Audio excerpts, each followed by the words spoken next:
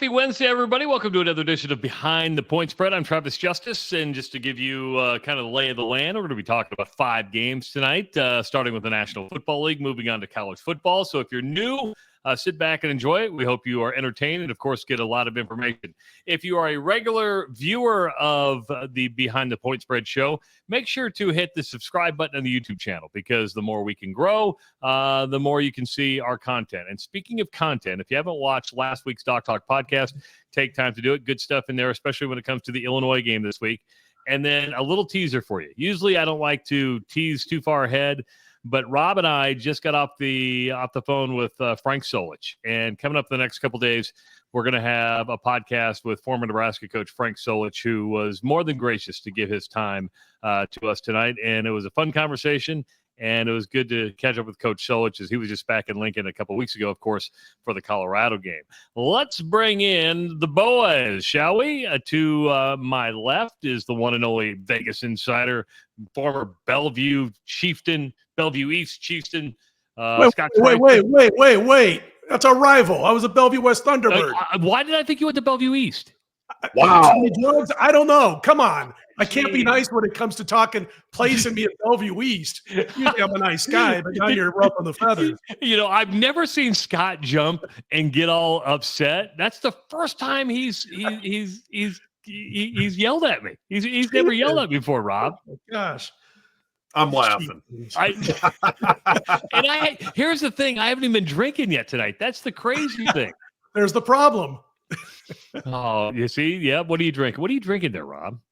This is the last of our buddy Mark Weber, who he's his son played for Augustana. We had his beer on the podcast this past week. So a little Talking Waters Brewery out of Montevideo, Minnesota. Nice. So great little brewery up there. So this is their milk stout, and it is outstanding.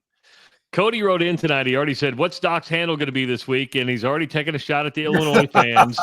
Red Grange wasn't that good. You're going deep in the history book for this one now. When you go back to Red Grange, dude, you are going way back in time.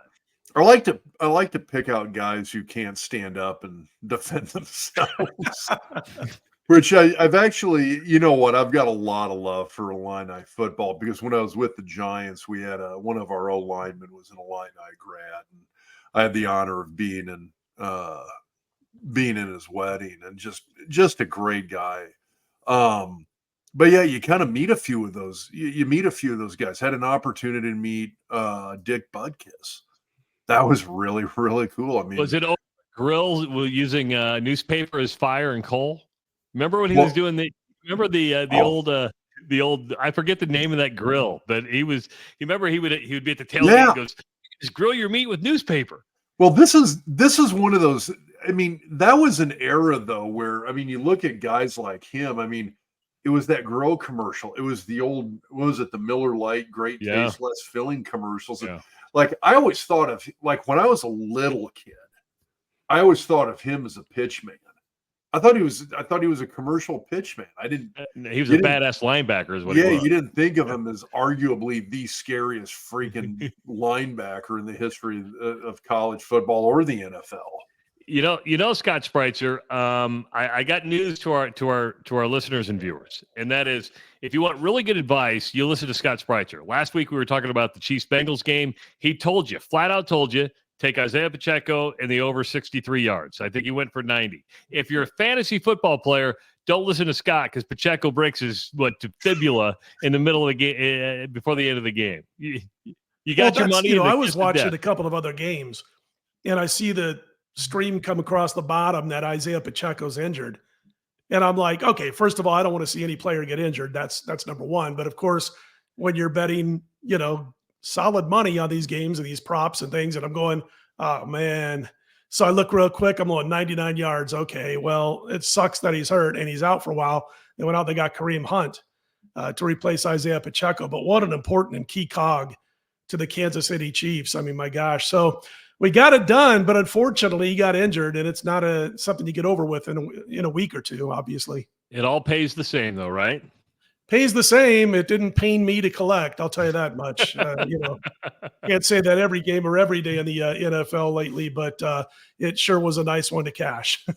If you want to work with Scott on a regular basis, all you have to do is text the word Doc Talk to the number 29022 and get the free $60 trial of premium member picks from Scott, or visit docsports.com and sign up for the free 60 on the upper left hand of the website. You're not going to be disappointed. Of course, we're going to be talking about a lot of games tonight. We're going to start with in the NFL. We're going to talk about the Ravens and the Cowboys. Move on to college football, where there's a good Big 12 showdown between Utah and Oklahoma State. Big Ten action. Yes, Big Ten action. USC, I still can't get used to that. They're going to take on Michigan.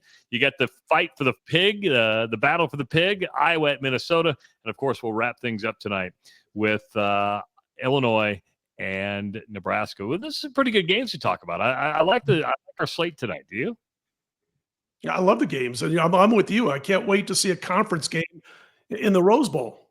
Is it the Rose Bowl? Or they played at USC. It's at UCLA or at USC this year, but I'll be in LA for that one.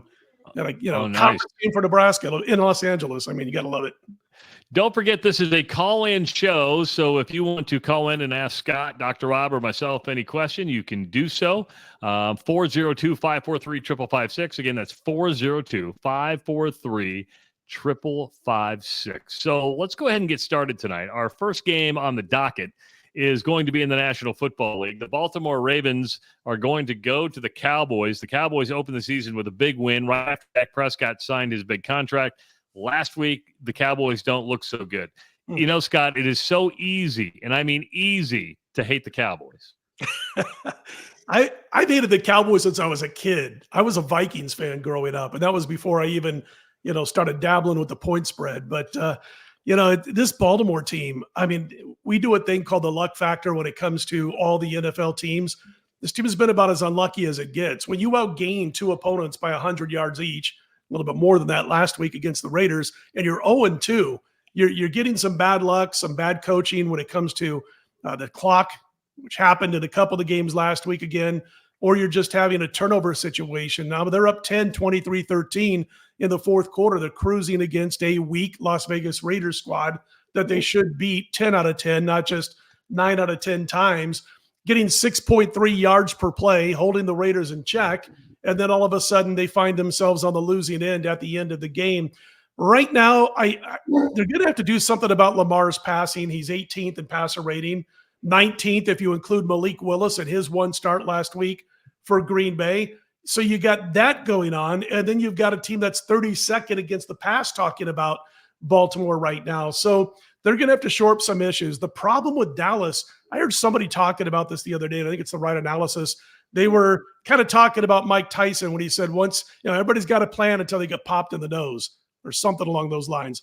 That's the Dallas Cowboys. You pop this team early in the nose, and man, they wilt.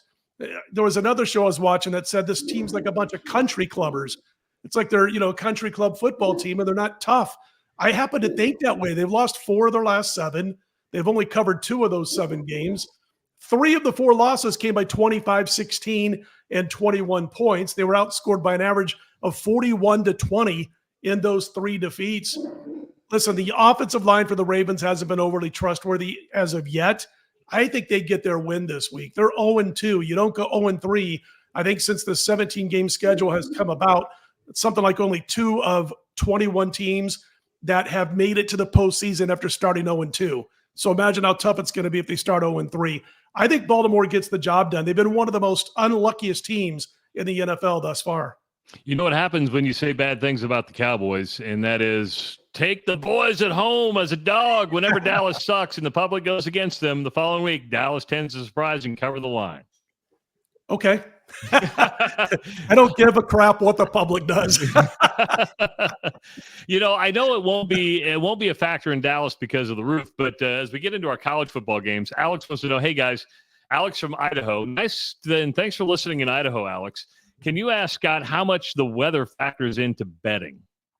Oh yeah, definitely. And I'll tell you the thing that affects it the most for me is I'll start looking at the forecast like Tuesday for Saturday college football and Sunday NFL. But here's the thing. If I see like a team or 2 teams playing each other that can sling the ball around with a strong passing game, and it says it's going to rain, cool with that. What's the wind going to be like? If it's, 25, 30 mile an hour gust, I'm not even coming close to playing the over or the team that's overly dependent on the pass.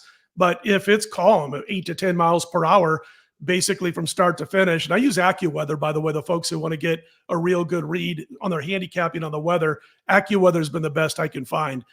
For baseball, it's I'll have to find it for you for baseball, but AccuWeather is the best. But anyway, if I got a team that's a good passing team and the winds are 8 to 10 miles per hour, but it's raining, I have no problem playing that passing team. Receivers know where they're going to cut. Defensive backs, corners, maybe not.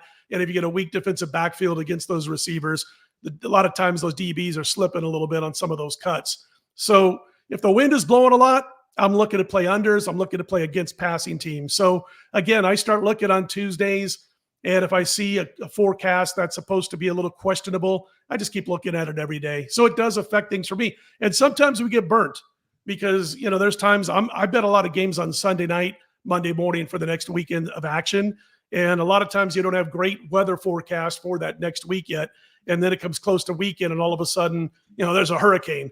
And so you got to make adjustments with your bets, hedge a little bit the other way, things like that. But it's a good question. It's something you got to follow.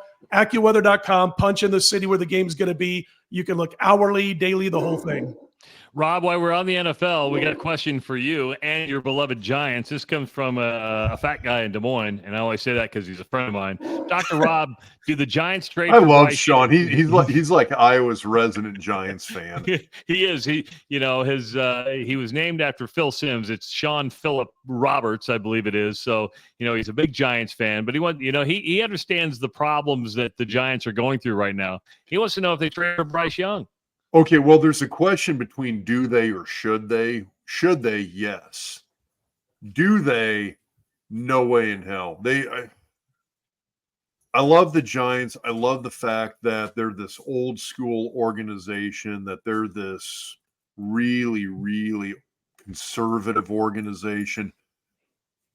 I don't know if I've ever seen them make a major in-season move like something like that. It's that now. Okay, well, Mike just jumped in here where he said Giants' problem is not quarterback. I do have some questions about Daniel Jones. Mike's right, though. That offensive line is atrocious. It is a horrible, horrible offensive line, and Jones does not have time to do anything that he needs to do. At the same time, they don't have any running game. I'm gonna piss the Saquon fans off here because I'm a huge Saquon Barkley fan. 90% of the Giants' run game woes are not Saquon. It's that offensive line. They're horrible. Saquon's an amazing running back.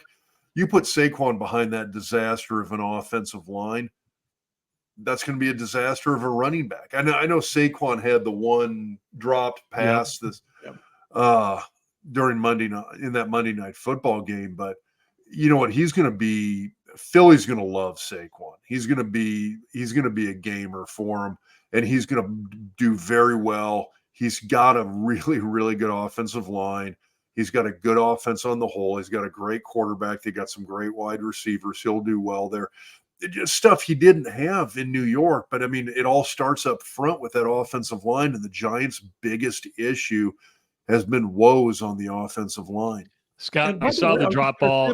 I'm sorry, go ahead, Travis. When you saw the drop ball that Saquon, were you throwing stuff at the TV because you had money on the Monday night game? I actually passed Monday Night Football this week, but I'm watching that, and I'm like, Rob, I love Saquon Barkley, one of my favorite backs in the last decade. I liked him when he was at Penn State, and I'm not a Penn State fan. Neither am I. I'm not a Penn State guy, and he's just been one of my favorite backs since he's got into even when he was in college. But I'm watching that game the other night. He drops the ball, but there was Nick Sirianni game clock screw-ups again that helped cost this team. Now, obviously, if Barkley makes the catch, they win the football game. But you mentioned it, man. Being able to get Barkley on the Eagles roster is what had me thinking that Philly's going to be a playoff team, and now Philly's got a chance to represent the NFC again. That's what I think of Saquon Barkley coming to this team. As far as the Giant, why would you want Bryce Young? Rob, you're an offensive lineman. What do you do? This he's not a rookie, and he's running into pressure. I mean, he's like running into pressure. And I'm I looking hate at it when quarterbacks do that, but what the hell? a lot of them do it, though. A lot of them do it. So I don't know. It'll be interesting to see what happens in New York. I just this year, I mean, I'm already looking at the Giants this year and going, this is not that year. I mean, you look at that game against the Redskins. Oh, I'm still saying it. Sorry. It's okay. It's okay. Washington. When you look at the game against, I can't say Commanders. No. When you look at the Washington game, what was it? They set a record for at no point in NFL history is a team who has scored all touchdowns lost against a team who has scored only field goals. How do you do that? That's the most mind-blowing thing I've ever seen. So, which actually, hey, I got a side. This is a total tangential question for Scott here. Sit back. It's gonna be about 5 minutes. I know it's going to take a while. Sorry. So there's the old, most people ascribe it to Bill Walsh. It's the 2-point conversion formula. Mm-hmm. If you're ahead by X amount or if you're behind by X amount, you go for 2 points. So the Giants in that game were behind by X amount. They score a touchdown, go for 2, don't get it.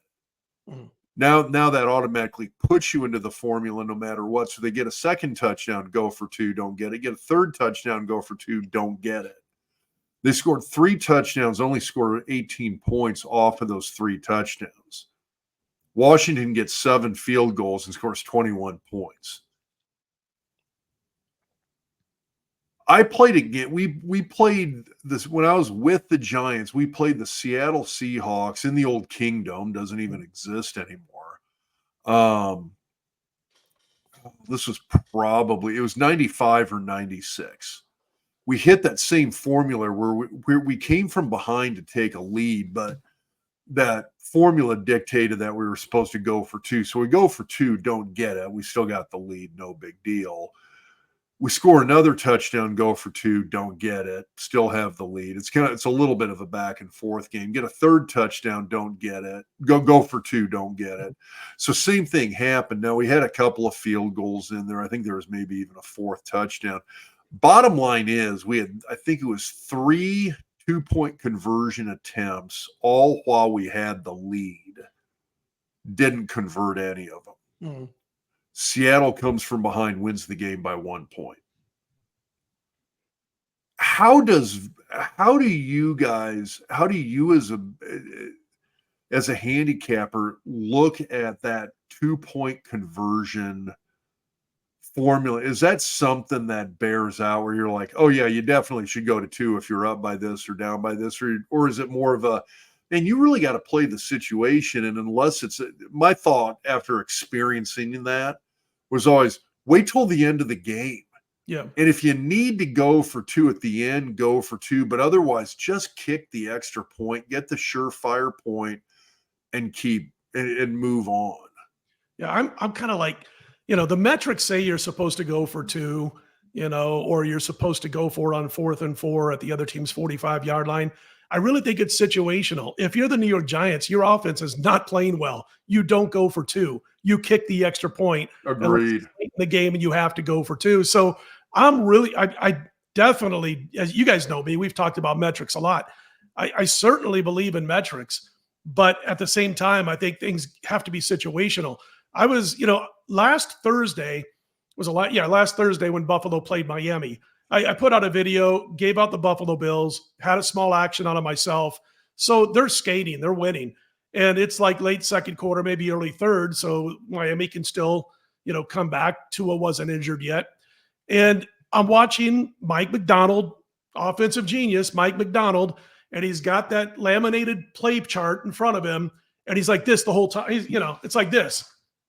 And I'm like, do these and watch the freaking game. I'm serious. It's like situations. Sometimes you got to scrap what you plan to do. Things aren't going your way. Things certainly weren't going Miami's way. So it's like sacrifice bunt in baseball. If you want to just be completely raw mathematics, you never sack bunt with a guy on first and nobody out, because you got 0.0025% better chance of swinging away and scoring than you do sack bunt and giving up an out. But there are times in the game in the ninth inning when you're trailing by one or tied where it's smart, depending on the batter, to sack bunt. So I believe in the metrics. I start there, but I switch to situations from the metrics. And the Giant, like the New Orleans Saints, the last 2 weeks, I'm going for two. If I'm the New Orleans Saints, that offense is clicking all over the place, run or pass. But the New York Giants can't get out of their own way on offense. There's no way I'm going for two. Kick the extra point unless you're down by two late in the game and you've scored to try to tie it up. All right, let's dive into college football. Our next game up is going to be out of the Big 12. This is a good showdown between Utah. The Utes going to Oklahoma State, a Saturday 3 o'clock game on Fox. The Utes a 2-point favorite and the over-under at 54 here. Yeah, this line's been all over the place because of Cam Rising. Utah opened 2. It was said that he wasn't going to play in all likelihood. He was listed as doubtful, so Oklahoma State was adjusted to 2, and now Cam Rising is expected to play, and now Utah is back to being a 2-point favorite in this one, and you see the total there on your screen. The bottom line is you throw out a practice game, if you will, against Southern Utah, and the Utah Utes, boy, they've won games, but the offense has been so-so. It's been okay. I know Cam Rising's been playing with a hand injury when he's been on the field. You got Michael Bernard, who has been tearing it up on the ground. We do know that. Solid run blocking offensive line. And as far as Oklahoma State, they've been bad on defense as far as stopping the run, giving up almost 160 yards per game on the ground at like 4.5 yards per pop. So Oak State's got to do something about that. And then there's the concern that Utah did struggle against Utah State. Not a good team this year. A Utah State team, by the way, that lost 48-0 to Southern Cal earlier this season. But again, I worry about Oklahoma State's defense against the run. Here's the thing. If Oklahoma State can get Ollie Gordon in the end zone, one of the best backs in the nation, they're 12-0 when he scores a rushing touchdown.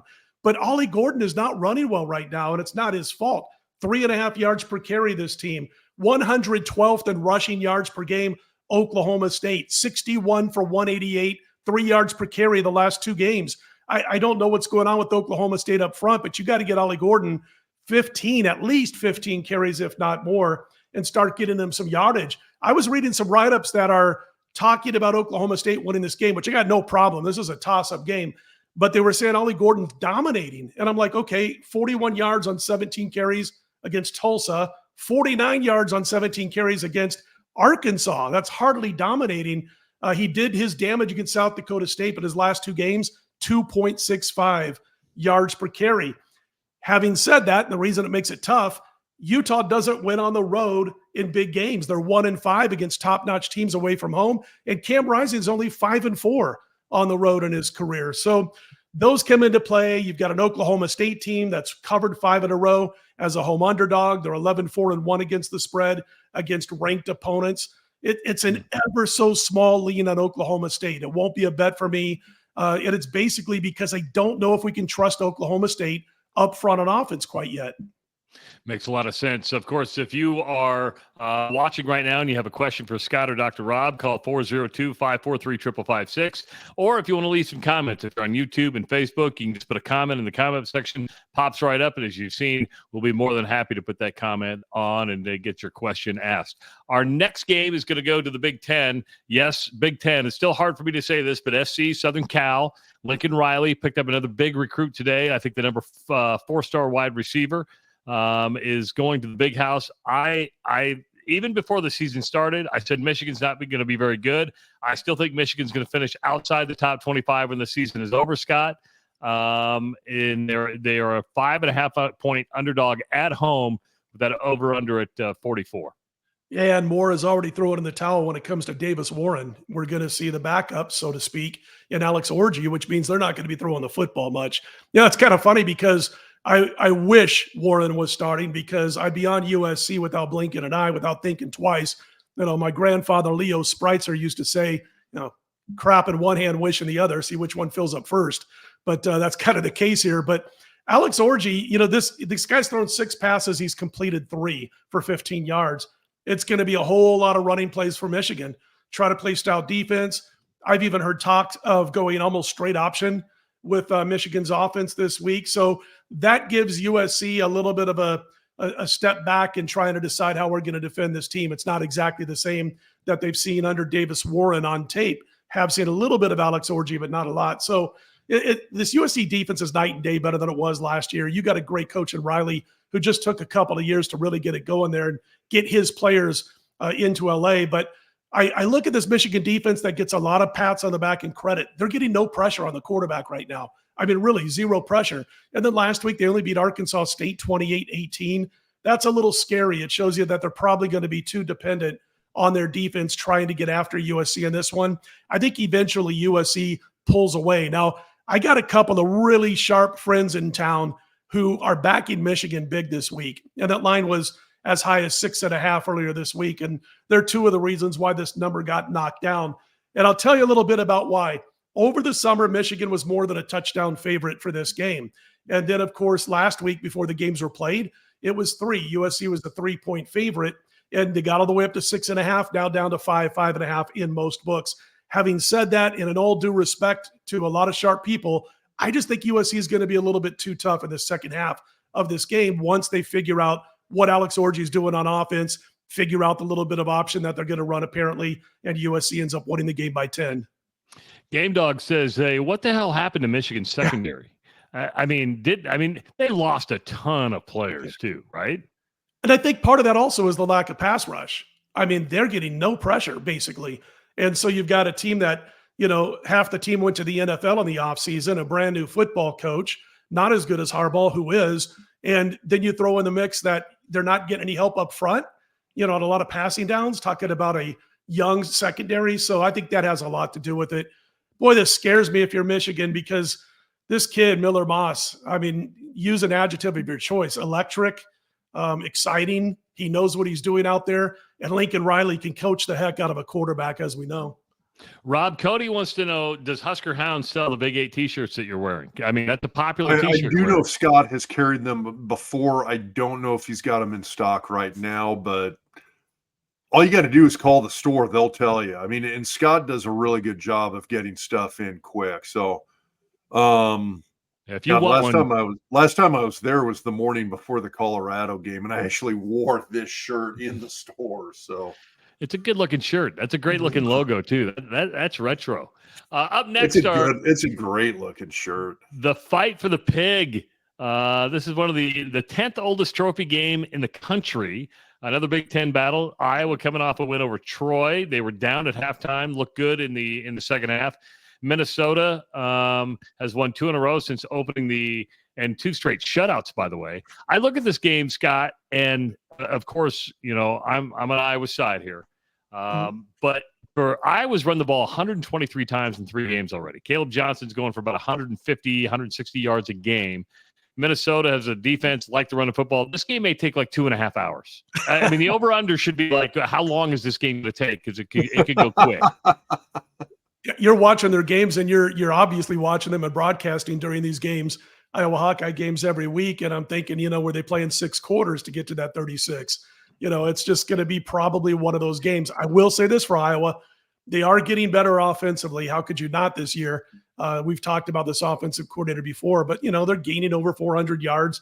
That game last week in the first half, I'm like, I might as well just throw everything out I thought about Iowa, before the season began, when I saw what was going on in the first half against Troy. Last year, these two teams set college football back to before the forward pass. If you guys remember that, 12-10, one touchdown. It wasn't a fair catch, by the way. It was not. I remember that. That's right. He caught it. It was totally a fair catch. Shut up. No fair catch. You're right. No fair catch. But other than that, just because Iowa hates the rules. Oh, please! He was waving it off, Rob. This is a fair catch, not this. True. Whatever. I agree with Travis on this one. Thank you, Scott. I actually do too. It was a bad call.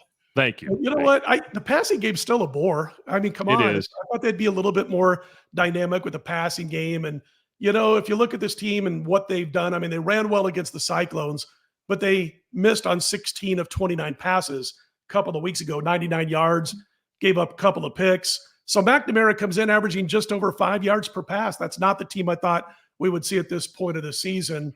Minnie's defense, okay, they've given up 0 touchdown passes, and they've got 7 picks. So I don't think all of a sudden you're going to see McNamara going deep. I think it's going to have to be short passes, mix it up with the run, a little bit of play action, because Minnesota's secondary right now is playing great football.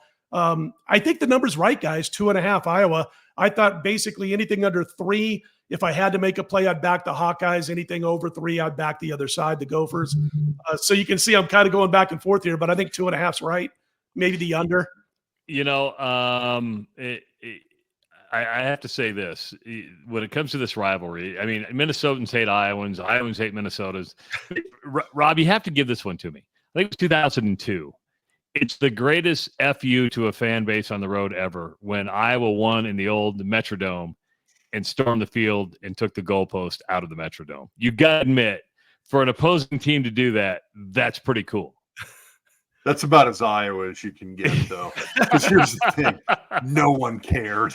Oh, we did. We did. Yeah, outside of the state of Iowa, no one cared. And by the way, you're right, Scott. Wait, who was the Iowa quarterback that year? Oh, would that have been? Was that Banks? It might have been Banks that year. He's a pretty good quarterback, by the way. He was a pretty good quarterback. And Scott, you're right. McNamara is not going to go long because he can't go long. He does not. He can't. He can't throw the long ball. I mean, he's good in the first and second, levels. Iowa's best protection against Minnesota intercepting them is the fact that McNamara can't throw far enough to get it to the Minnesota defensive backs. I'm not disagreeing with that at all. We have a Friday night game. This is our feature game of the week. Illinois at Nebraska, a top 25 showdown. Friday night, 7 o'clock on Fox. The Huskers come in an 8-point favorite, over under at 43. I think Nebraska actually wins big here, but that's my opinion, and I always go with my gut, which is not a smart thing to do when it comes to betting. Scott, does Nebraska cover the 8 points here?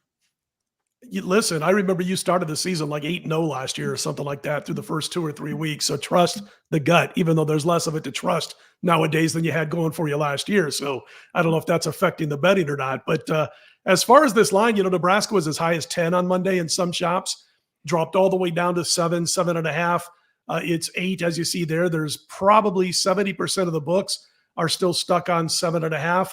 I think the money's come in on the wrong team at this point. I think Nebraska covers this number. And you guys know I'm real careful when it comes to wanting to back the Huskers over the years, and it's served me well. But this line would have been 9.5 before last week's games. So now it's down to 7.5. I look at Illinois and what they've done thus far. They only led Central Michigan by 7 at the half, 13-6. Central Michigan, I saw some people talking about, well, CMU's a lot better than UTEP, who Nebraska beat in the opener. Well, CMU's 115th in the nation power rating, so let's not get too crazy about that. But they finished with 142 rushing yards on over 4 yards per carry. And then Altmaier was effective for Illinois. And I'm talking about CMU ran the ball. Altmaier was effective for Illinois. They forced a pick while hanging on to the ball themselves. They gave up 186 yards on 5.5 yards per carry to Kansas in that game a couple of weeks ago. And what struck me about that, not just that they gave up all that rushing yardage, but Illinois didn't even get 80 yards on the ground. They ran for 79 on 34 carries against the Kansas Jayhawks. They were fortunate because of one, Jalen Daniels, who's having a real rough time hanging onto the football while he's doing his Jeff Sims routine. But listen, the Huskers, they should be able to run and stop the run. That's what I really feel about this game. And, I know you got an offensive lineman, a really good offensive lineman who's suspended now for Nebraska, but there was nothing fluky about anything Nebraska's done thus far. I'd like to see them play a full 4 quarters, come out strong like they have, and then keep playing well, although the UTEP game was a little shaky for a quarter or so. But, both teams have great metrics in the area that I'm going to talk about, which is the Huskers have allowed less than 2.5 points per opportunity. That metric, which is a metric that's used to see how a defense does after the opposing offense gets inside your own 40. They're only giving up 2.5 points per opportunity. And again, the other team gets a ball inside the 40. Nebraska is not letting them get in the end zone. I like that. Illinois has been pretty good at that. They've also got a lot of help from turnovers. Again, I don't like this Illinois ground game. I don't think they're that good. I think the defense is pretty good. I think Nebraska ends up winning by double digits. And I'm not a guy, as you know, who jumps on Nebraska each week. Steven has this to ask: how do the Huskers wide receivers match up with the Illinois secondary? I like Nebraska's receiving room. I do. They're quick. They know where to be. Dylan Raiola puts the ball on target. They don't have to wait for it. They don't have to reach behind him. It's going to be an interesting situation because I think Nebraska really should. I really believe this. They should develop the running game first. Watch what Kansas did. Again, Kansas almost 200 yards rushing against this defense and over 5 yards per pop. So, I'd like to see Nebraska develop the ground game out of the blocks and then work off of that. I think they'll have the advantage, wide receivers against that secondary, although the Illinois DBs are really strong. It's not like they don't have future NFLers on that defense. So Nebraska is not going to have it easy. I just think eventually they wear through this team because I think the Illini defense is going to be hurt by their lack of offense. Game Dog's active tonight. Does Scott think Illinois' run D will be able to hold up? Nebraska running back should be fresh after for the conference opener. Illinois will have the biggest defensive line or front Nebraska O-line has seen all year. Yeah, I think Nebraska can wear them down. And again, because of just watching like what happened against Kansas, even Central Michigan was able to run without a problem against Illinois for 2.5 quarters in that game. So, listen, I never want to throw aside what Brett Bielema could bring to a game plan and how his team plays for him. But I do believe that Nebraska is going to be too strong up front eventually. And again, it's going to come down to time of possession. They do what they did last week against Northern Iowa, and all of a sudden Nebraska's trailing in the second half. So they got to have good, sustained drives, get the other team off the field quick, which I think the Nebraska defense can do, and then sustain those drives and pile up those time of possession minutes. Last week was an embarrassment with TOP. All right, bonus game. I haven't told anybody about you guys about this. Rob, can you handicap the Augustana Northern State game that you're going to on Saturday? Oh, that's going to be brutal. Northern State's not very good. Oh, okay. I mean, Augustana, they lost a couple of NFL guys off of last year's team. So that's going to be a little bit tough. And it's had some injuries at quarterback. One guy was out last week with a concussion. They got a MCL injury on another guy this week. And so that's one of those things. You lose a couple of guys from some injury. Makes it a little tough. I still think Augustana wins this one. Serious question. Level of competition. They got that big game last week, man. That's a tough opponent for a D2 team to take on, And they stayed competitive. I mean, it was Augustana forced, I got to double. I think it was 3 turnovers in the game. They forced 3 turnovers, 1 fumble, 2 picks. Just couldn't get it into the end zone. But again, like I said, they were out there without one of their quarterbacks. Their other quarterback had a bit of a knee injury in the game. I don't think it's going to be too serious, but big chunk of the second half, they were out there with a couple of freshmen at quarterback. So, and still stayed competitive, moved the ball. I think they actually hit 1 out on time of possession. Cody says, Trav, can we get an update on the basement? Call Owen. Just call Owen. Okay, I'm in my kitchen right now.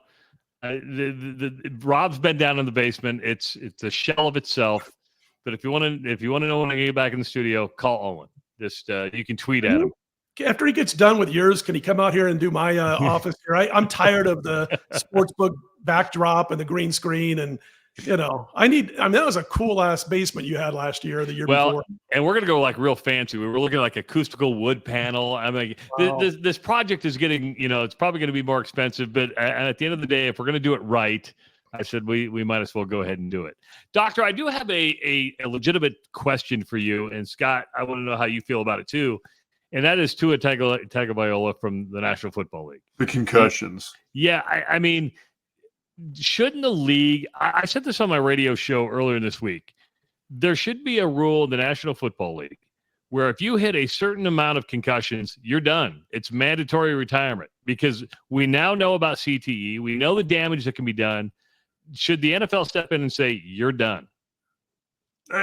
I mean, I don't know if that's the NFL's place to do.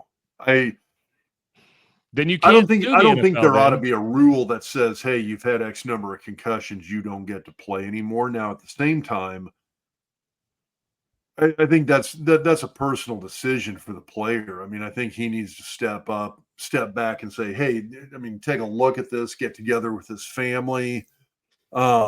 Get together with those people close around him and make a decision here. And I mean, it's not like the whole concussion CTE thing, it's not that new of a thing. We always knew about it. I mean, back when I played, I think I was in high school still when Well, Daryl Johnson retired from the Cowboys. Troy Aikman, I mean, I was in the league. Well, actually, I had just started med school when Troy Aikman announced he was retiring because of multiple concussions. It's not like we didn't know about this back in the 1980s, 1990s. It was a thing then too, that if you have a few concussions, you start to worry, hey, how is this going to affect you long term? Yep. And people made decisions, and I think the guys who were like, yeah, you know what, I'd like to remember who I am when I'm 50 years old, I'm hanging it up. And I think that's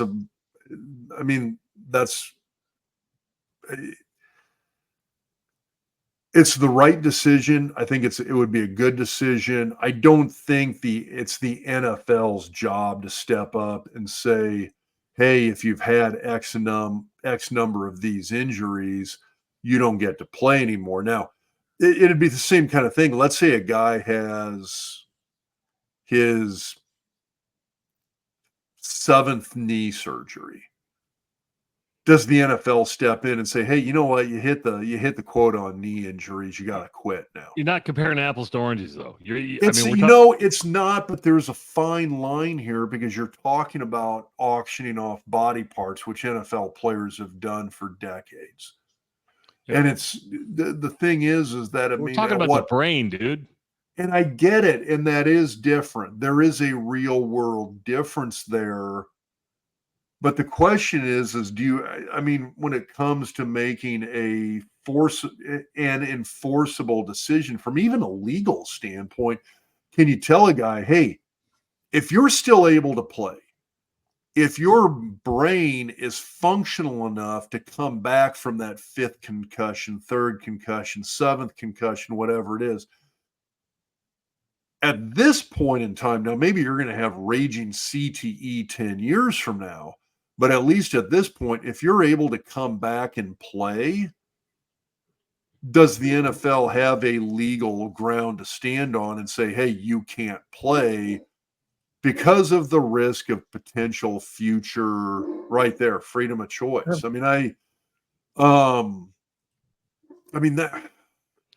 I don't think it's a decision that the NFL should be able to make.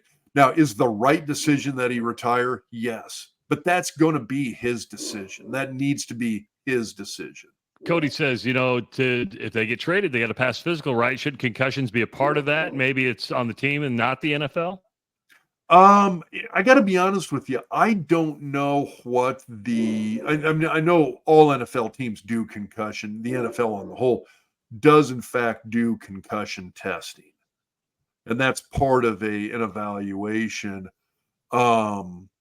I don't know how that plays into this in terms of, hey, can you actually, I would assume if somebody comes in and they're like, okay, you know what, you've had 7 concussions and you can't pass the concussion pre-testing, we're not going to sign you. You just failed the physical.